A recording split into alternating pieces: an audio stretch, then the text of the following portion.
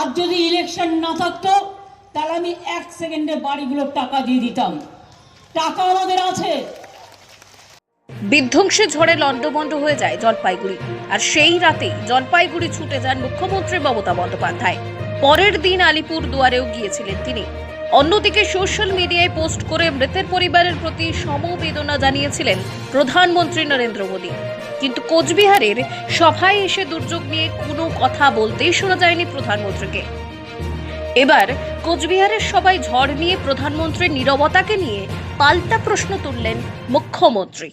প্রচুর বাড়ি ক্ষতিগ্রস্ত, একটা মাথায় টিনও নেই, একটা দেয়ালও নেই, তারা সর্বস্ব হারিয়েছে।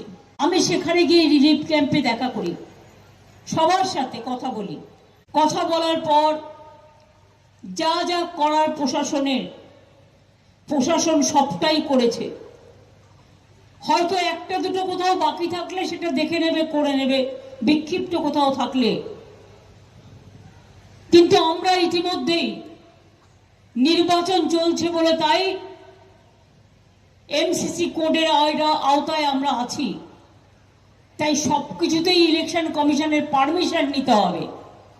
আর যদি ইলেকশন না থাকতো তাহলে আমি 1 সেকেন্ডে বাড়িগুলোর টাকা দিয়ে দিতাম। টাকা আমাদের আছে,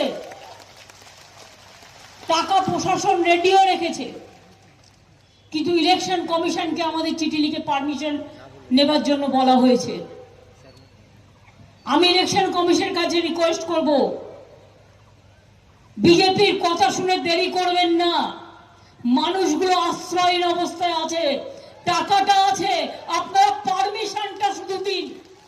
টাকাটা আমি হাতে করে দেবো না, আমার পার্টিও দেবে না, প্রশাসন টাকাটা দিয়ে আসবে। এতে বিজেপির আপত্তি কোথায়? বিপদে থাকে না, দুর্যোগে থাকে না, দুর্ভোগে থাকে না, আবার বড় বড় কথা বলে। মানুষ যখন বিপদে পড়ে তখন সব মানুষকে একভাবে দেখতে হয়। আমরা কখনো বঞ্চনা করি না। এখানে প্রধানমন্ত্রী এলেন গতকাল,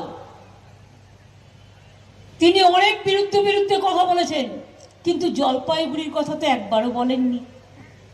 আলিপুরদুয়ারের মানুষগুলো এত বিপদে আছে, একবারও বলেননি।